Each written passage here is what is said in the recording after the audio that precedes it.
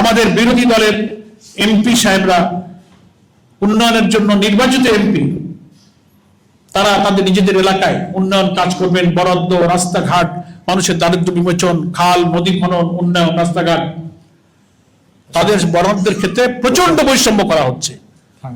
বরং বিরোধী দলের নির্বাচিত এমপিদের খবরদারি করার জন্য মহিলা সংরক্ষিত আসন তাদের এক একজন এমপিকে তাদের মাথার উপরে বসায় দিয়ে তাদেরকে সুপারভাইজার বানানো হয়েছে।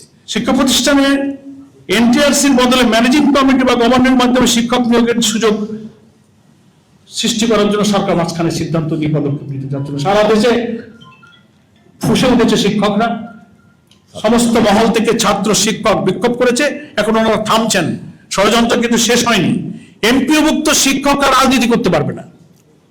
সুদীর্ঘকাল বাংলাদেশের ইতিহাসে এমপিওভুক্ত স্কুল, কলেজ, মাদ্রাসার শিক্ষকরা রাজনীতি করছেন। বেসরকারি যেখানে সরকারি এমপিওভুক্ত বেতন থাকে, তারা পার্লামেন্ট ইলেকশন করে, তারা ইউনিয়ন পরিষদে নির্বাচিত হয়। জাতীয় সংসদ সদস্যদের ক্ষেত্রে অব্লিগেশন নাই। ওনারা নতুন করে ইলেকশন কমিশনের পক্ষ থেকে একটা মিটিং করে কমিশনে ওনারা একটা সিদ্ধান্ত নিয়ে একটা রিকমেন্ডেশন অ্যাপ্রুভ করেছেন যে এমপিওভুক্ত কোনো শিক্ষকরা স্থানীয় নির্বাচনে অংশ নিতে পারবে না। জামাত ইসলামের পক্ষ থেকে একটা ডেলিগেশন আমরা গিয়েছিলাম, লিখিতভাবে আমরা বলেছি যে আপনাদের এই সিদ্ধান্ত বাতিল করুন। ওনারা আমাদেরকে এইটুকু বলেছেন যে না, আমরা আমাদের কমিশনের মিটিংয়ে এটা অ্যাপ্রুভ করেছি, কিন্তু আমরা এখনো মন্ত্রণালয়ে এই চিঠিটা পাঠাইনি। আমরা বলেছি এটা আপনাদেরকে বাতিল করতে হবে। এখন নতুন করে শুনছি সরকারের উচ্চ পর্যায় থেকে শিক্ষা মন্ত্রণালয়কে নির্দেশ দেওয়া হচ্ছে যে এইটার জন্য আপনারা আইন তৈরি করার জন্য খসড়া রেডি করুন। বেসরকারি প্রতিষ্ঠানের অর্থাৎ এমপিওভুক্ত শিক্ষকরা রাজনীতিতে অংশ নিতে পারবে না। আমরা পরিষ্কার বলতে চাই, এটা সরাসরি সংবিধান বিরোধী। প্রত্যেকটি নাগরিক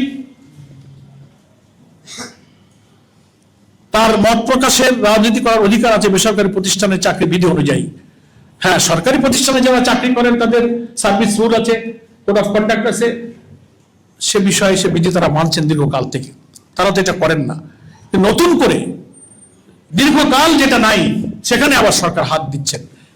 এতে বোঝা যাচ্ছে যে শিক্ষা প্রতিষ্ঠানের উপরে এই যে অযাচিত হস্তক্ষেপ করে কি উদ্দেশ্য ওনাদের আছে। আমরা মনে করি শিক্ষাঙ্গ নিয়ে সরকার একটা চরম নৈরাজ্য সৃষ্টি করছেন। এখানে শৃঙ্খলা রক্ষায় তারা ব্যর্থ হচ্ছেন। শিক্ষকদের বেতন ভাতা প্রদান এবং নবম পে স্কেল বাস্তবায়নের যে ওয়াদা ছিল সেটা অস্বাভাবিক বিলম্ব করা হচ্ছে। শিক্ষকরা নিদারুণ কষ্ট তারা ভোগ করছেন এবং শিক্ষক নিয়োগের দীর্ঘদিনের শূন্য পদ 36,235টি প্রধান শিক্ষক পদে পদোন্নতি দেওয়ার কথা ছিল। 38,443 জন সহকারী শিক্ষক নিয়োগের পরিকল্পনা আগের থেকে ছিল। এই সব পদগুলো কিন্তু এখনো পূরণ হয়নি। অবসরপ্রাপ্ত শিক্ষক যারা রিটায়ার করে আছেন, আর্থিক তাদের যে প্রাপ্য, সেই প্রাপ্যগুলো তারা পাচ্ছেন না। 80,320টি আবেদন, যারা মানবিক, অসুস্থ, ক্যান্সারে আক্রান্ত, হজে যাবেন, রিটায়ারমেন্টের পরে তারা তাদের অবসরের সে ভাতাগুলো পাচ্ছে না। তো সরকার এক্ষেত্রে চরম ব্যর্থতার পরিচয় দিচ্ছেন।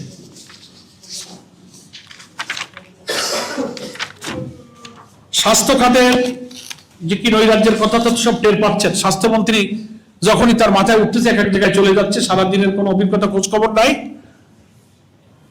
এক এক জায়গায় গিয়ে এক এক সিদ্ধান্ত দিচ্ছেন, আর রোগী, হাসপাতাল কর্তৃপক্ষ, জনগণ ক্ষিপ্ত হয়ে উঠছে।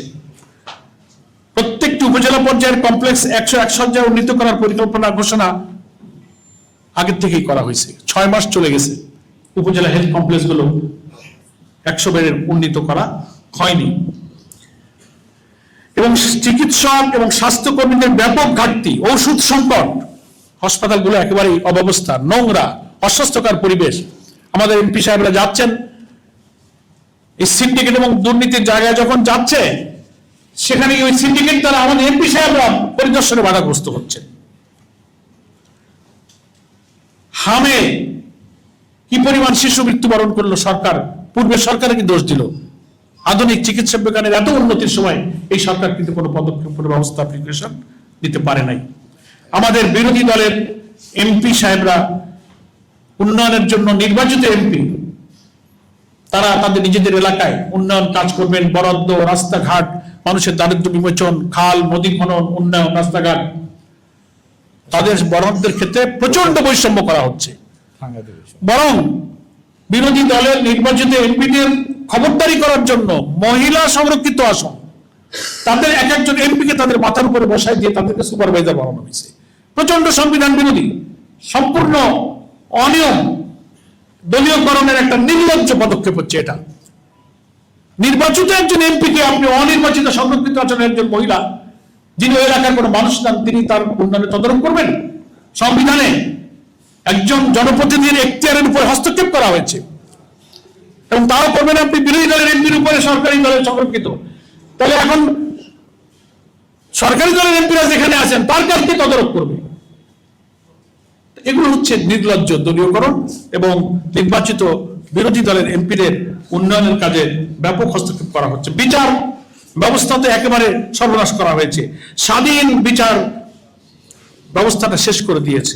সুপ্রিম কোর্টের স্বাধীন সচিবালয় করা হয়েছিল, সেই সচিবালয় তারা বাতিল করে দিয়েছে। সুপ্রিম কোর্ট সেক্রেটারিয়েট অর্ডিন্যান্স, যেটা সুপ্রিম কোর্টের নিজস্ব সচিবালয় বিচার বিভাগের প্রশাসনিক স্বায়ত্তশাসন জোরদার একটি গুরুত্বপূর্ণ উদ্যোগ হিসেবে বিবেচিত হচ্ছিল, কিন্তু সরকার সেটা বাতিল করে দিয়েছে। স্বাধীন বিচারক ব্যবস্থা নিয়োগের 2025-এর যে সুপ্রিম কোর্ট জাজেস অ্যাপয়েন্টমেন্ট অর্ডিন্যান্স সেটা বাতিল করে দিয়েছে। ফলে এখন হয়েছে যে বিচারপতি নিয়োগের স্বচ্ছতা, মেধা থাকলো না, রাজনৈতিক প্রভাব এখানে এসে পড়লো।